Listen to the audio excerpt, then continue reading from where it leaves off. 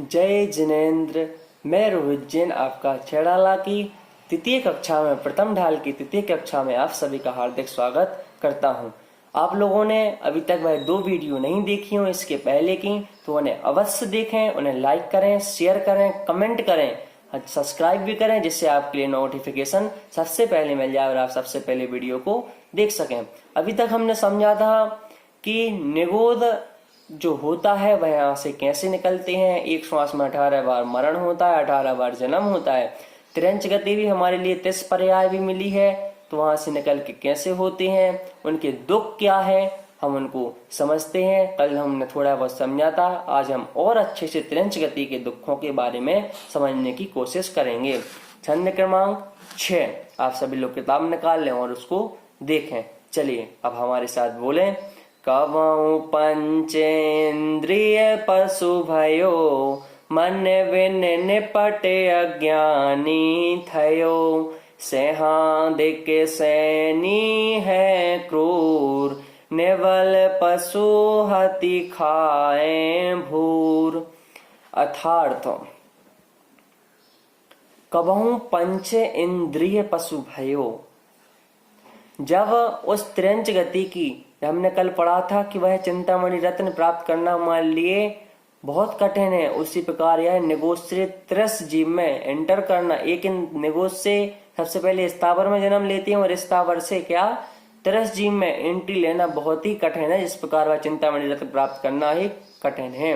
अगर 30 कायक भी बन गए तो क्या हम बनेंगे 2 इंद्रिय 3 इंद्रिय 4 इंद्रिय तक ही हम पहुंचेंगे। उसके बाद हम क्या आते हैं, आगे आते हैं कि कबहु पंचेंद्रिय पशु भयो।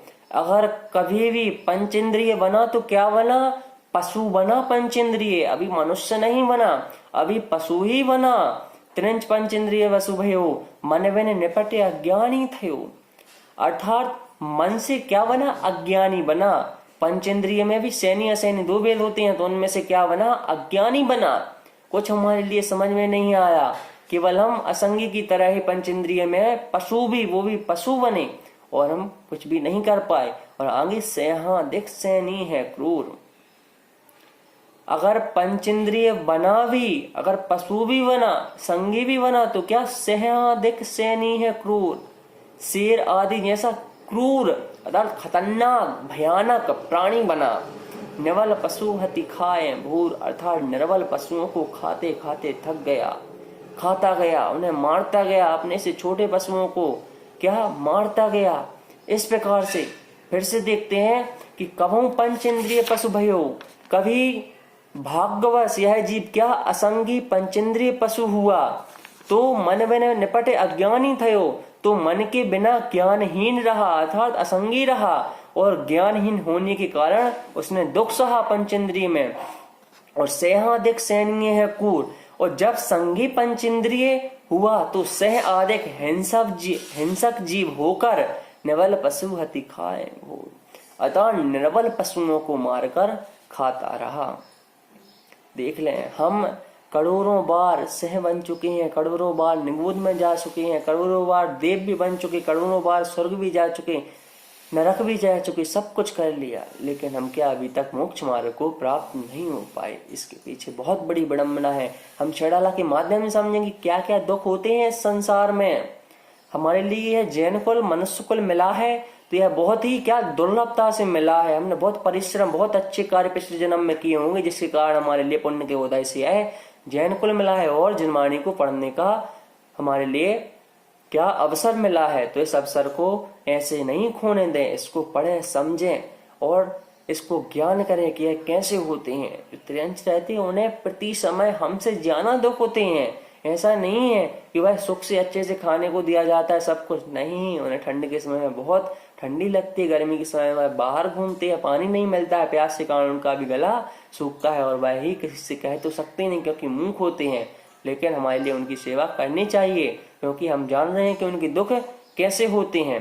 तो इसके एक बार भावार्थ देख लेते हैं इसका कि जब कभी भाग्यवश यह जीव असंगी पंचेंद्रिय बने, हम सबसे पहले निगोद में, फिर वहां से निकले, बहुत बार जन्म मरण करके एक श्वास में 18 बार से फिर स्थावर, पृथ्वी का, जल का, अग्नि का, वायु का, वनस्पति का एक इंद्रिय जीव बने।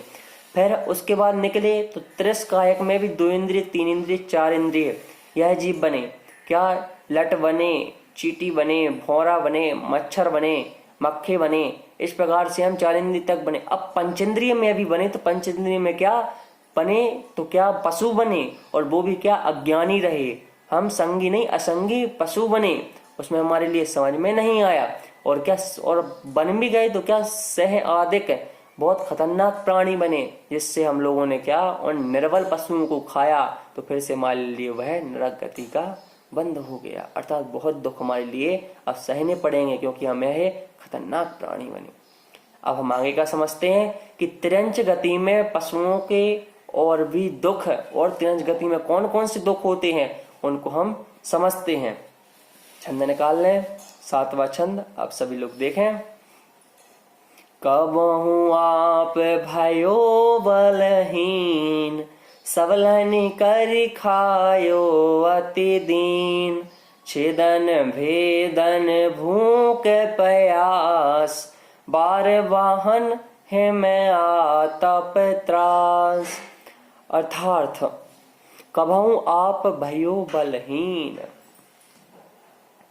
कबहु अगर त्रिंचों में, उन पशुओं में, कबहु मतलब कभी भी, आप हम स्वयं, भय मतलब हुए, बलहीन अगर उसमें भी हम स्वयं हुए, त्रिंच पशुओं में तो क्या हुए? बल से हीन हुए, अर्थात हमारे लिए ताकत ही नहीं रही। सबलनी करी खायो अति दीन, सबलनी करी अर्थात अपने से बलवान प्राणियों के द्वारा, खायो अति दीन, अति दीन असमर्थ होने से उनके द्वारा क्या? खाया गया। फिर से देखें, कबहु आप भयो बलहीन, हम कभी त्रिंच मनुष्य, त्रिंच पशु बने तो हम क्या बने? बलहीन बने, बल से रहित बने, हमारे लिए, हमारे अंदर बल नहीं था। और सबलन करी खायो अति दीन, और सबलन करी अर्थात अपने से बलवान प्राणियों के द्वारा, अति दीन असमर्थ, उनसे लड़ने की ताकत नहीं रखने के कारण खायो, उनके द्वारा हम क्या? खाए गए। और आगे छेदन बेदन भूख प्यास, छेदन बेदन भूख प्यास अर्थात छेदन छेदा जाना, भेदन भेदा जाना, और भूख और प्यास के कारण हम बलहीन बने थे।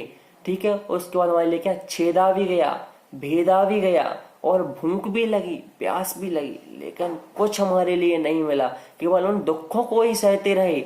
और भार बहन हिम आतप त्रास, भार बहन अर्थात हमारे लिए क्या? बार बहन अर्थात बोझ का ढोना, भार अर्थात बहुत बोझ, गरा अर्थात भारी, क्या? ढोना अर्थात हमने ढोना, बहन अर्थात ढोया।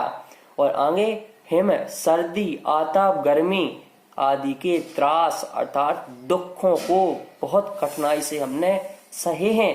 जब हम इस पंचेंद्रिय मनुष्य पर्याय में आ चुके हैं, पहले हम त्रिंचों के यह सब दुख भोग चुके हैं, लेकिन जो हमने भोगे हैं उसको दोबारा नहीं भोगे, इसीलिए यह छेड़ाला लिखी गई है। क्या? फिर से देखें, कबहु आप भयो बलहीन, कभी भी हम अगर त्रिंच पशुओं में बने तो क्या? बलहीन बने। सबलन करी खायो अति दीन, अपने से बड़े बलवान पशुओं के द्वारा हम उनसे लड़ नहीं सकते थे तो उनके द्वारा क्या? खाए गए। और छेदन बेदन भूख प्यास, हमारा छेद हुआ, भेद हुआ, भूख लगी, प्यास लगी, भजन को बार भार बहन हिम आतप त्रास, भजन को ढोया, सर्दी लगी बहुत तो किसी ने उड़ाया नहीं, गर्मी लगी तो किसी ने छाया नहीं कही, त्रास अत्यधिक दुख सहे, किसने? उन त्रिंच पशुओं ने। और अभी भी वह सहते ही है, हम देख सकते हैं, हमारे सामने साक्षात बिल्कुल घूमते हैं, उन्हें कैसा त्रास दुख सहने पड़ते हैं। पानी नहीं मिलता 1-2 3 दिन, तो इसलिए हमारे लिए इस गर्मी के समय में उन त्रिंचों को अवश्य पानी पिलाना चाहिए और उनके लिए खाना वगैरह देना चाहिए। आइए हम इसका एक बार भावार्थ देख लेते हैं कि जब कभी यह जीव स्वयं निर्बल हुआ तो बलवान पशुओं के द्वारा खाया गया और बहुत दुखी हुआ। जीवन भर छेदन भेदन, भूख प्यास, सर्दी गर्मी आदि अनेक प्रकार के दुख सहता रहा। इस प्रकार से हमने 6वां और 7वां छंद समझा। अब हम त्रिंच गति के, क्योंकि इस प्रथम ढाल में चारों गतियों के दुखों का वर्णन है, तो इस 8वें छंद में त्र्यंच गति में दुखों की अधिकता और नरक गति कैसे प्राप्त होती है उसके बारे में अब बताया गया है। आइए 8वां छंद देखते हैं। वदबंधन आदिक दुख गने, कोटि जीव ते जाते न भने, अति संक्लेश भाव ते भरियो, अति संक्लेश भाव ते मरियो, घोर सौभ्र सागर में पर्यो। अर्थात बदबंधन आदिक दुख गने, कैसा उन त्र्यंच गति में उन दुखों में से कैसी अधिकता है। बध अर्थात हमारे लिए किनके लिए, उन त्र्यंचों के लिए मारा जाना, बध अर्थात बध कर देना, मारा जाना, बंधन बांधा जाना, आदिक इत्यादिक, घने अर्थात बहुत दुख सहन किए। हम देखते हैं कि इस समय में उन मूक पशुओं को, पंचेंद्रिय पशुओं को कैसे गाय भैंस आदि को कत्ल खाने ले जाकर उनके लिए क्या छेद दिया जाता है, उनका एक एक हड्डी को छेद दिया जाता है, शरीर के टुकड़े टुकड़े कर दिए जाते हैं, उनके लिए बांधा जाता है, 4 से 5 दिन तक बांधे रहते हैं बिना भूखे प्यासे। और क्या अधिक दुख घने, ऐसे इत्यादिक इतने हमने क्या दुख सह चुके हैं, उन त्रिंचों के लिए कितना दुख होता है। कोटि जीवते जाते न बने, कोटि जीवते अर्थात उन करोड़ों जिव्याओं से अर्थात जीवों से अपने मुंह से उन दुखों को कहें तो क्या हम कह नहीं सकते, इतने उन त्रिंचों क्या दुख होते हैं। कोटि जीवते जाते न भने, कोटि अर्थात करोड़, जीवते मतलब जिह्वाओं से, जाते न भने, भने अर्थात यहाँ पर शब्दार्थ में भने न जात, कहे नहीं जा सकते, ऐसा अर्थ दिया हुआ है कि हमें छेदा गया, बांधा गया, मारा गया इत्यादि अनेक दुख हमने सहे, और उन दुखों को हम अगर करोड़ों जिव्याओं से भी कहें तो उन्हें कहा नहीं जा सकता, क्योंकि त्रिंचों में इतने दुख हैं। अगर हमारे लिए उस त्रिंच पर्याय, उस नरक पर्याय को नहीं प्राप्त करना है तो क्या करें, हम धर्म करें, हमेशा अच्छा सोचें, अच्छा करें, किसी के साथ बुरा नहीं करें, किसी का दुराचार व्यवहार नहीं करें।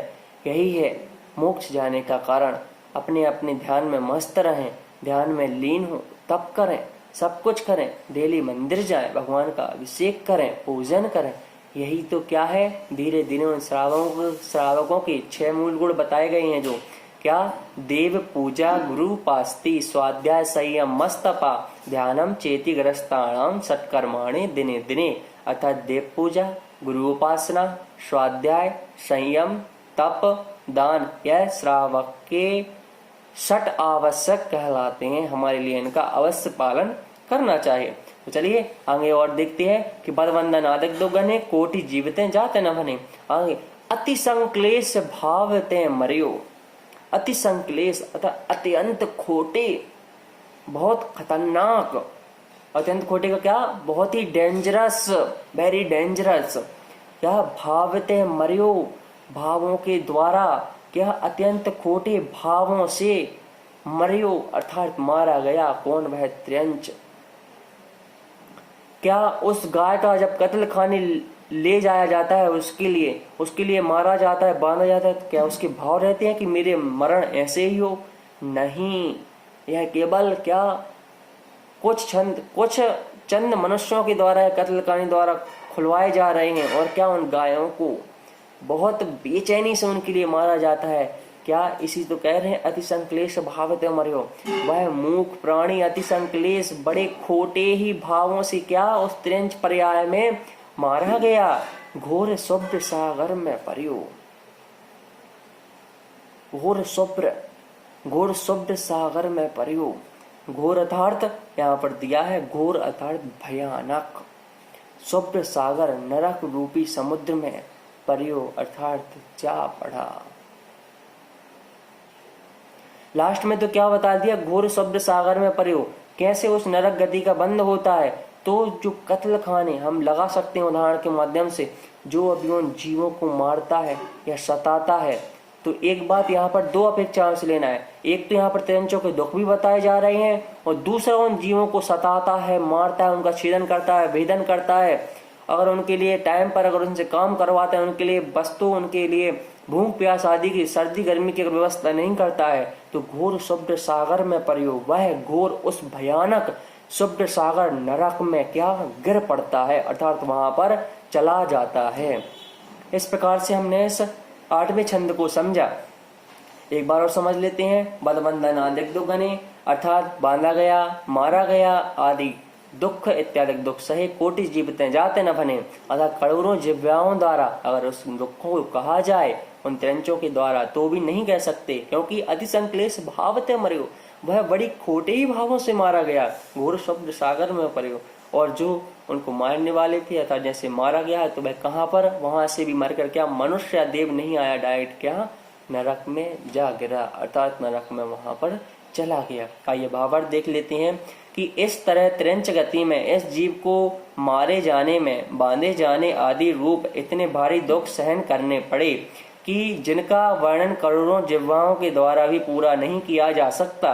इस दुखमय अवस्था में यह जीव बहुत ही बुरे खोटे भावों से मरकर भयानक नरक गति रूप समुद्र में फिर से जा गिरा। यहाँ तक हमने देखा कि त्रिंच गतियों के दुख कैसे होते हैं, नरक प्राप्ति का उपाय। अब हम कल से 9वें छंद से क्या करेंगे, उस नरक गति की भूमि, नरक में कौन कौन से दुख होते हैं, क्या क्या होता है, कैसे देव हमारे लिए मारते हैं, कैसे हमारे लिए सताते हैं, क्या करने से नरक जाना पड़ता है, कैसे चोरी करने से कैसे नरक में क्या होता है, उसके बारे में हम कल से जानेंगे। अगर सभी के लिए जय जिनेंद्र। अगर आप सभी लोगों ने इस वीडियो को सब्सक्राइब या अपने मित्रजनों में नहीं दिया हो, लाइक नहीं किया हो, तो आप उन सबको भेज दें। मैं आशा करता हूं कि आप सभी लोग अच्छे रहें, स्वस्थ रहें, इस लॉकडाउन के अंतर्गत पढ़ाई करें, ज्ञान का अर्जन करें, और दूसरों को भी इस वीडियो के बारे में बताएं कि देखिए कैसे दुख होते हैं। अगर आपके लिए कोई भी बात समझ में नहीं आ रही है या कुछ सुधार करना हो, तो आप सभी लोग कृपया कमेंट करें। सभी के लिए पुनः जय जिनेंद्र।